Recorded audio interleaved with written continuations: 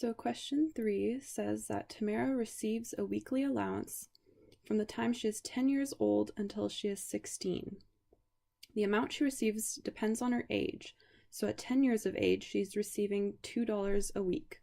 And then each year, the amount is increased by $1.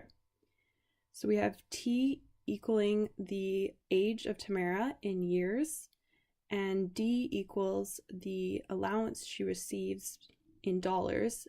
And it's not quite clear from the question, but this is allowance received per week.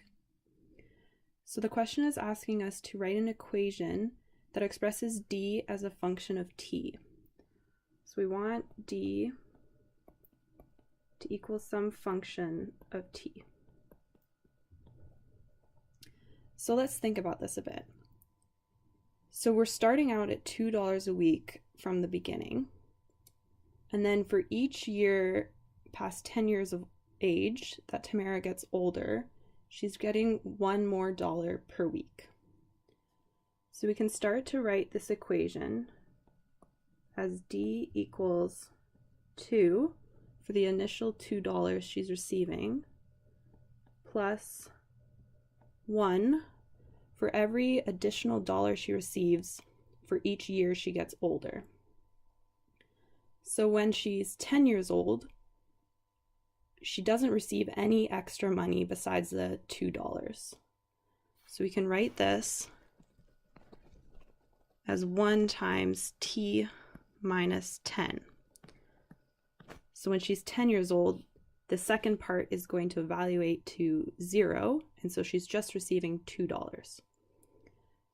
So from the question, we know that when T is equal to 10, D should be equal to 2.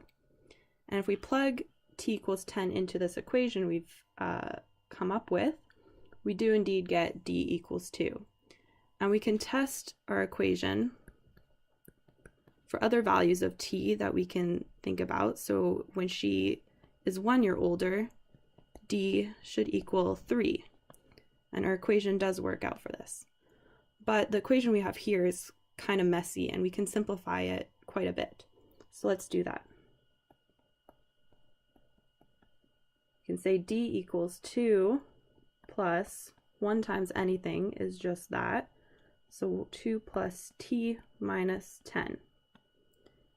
And we can simplify this further by combining the 2 and the negative 10. So 2 minus 10 is negative 8. So we'll write this as T minus 8. So this is our simplified equation that expresses D as a function of T.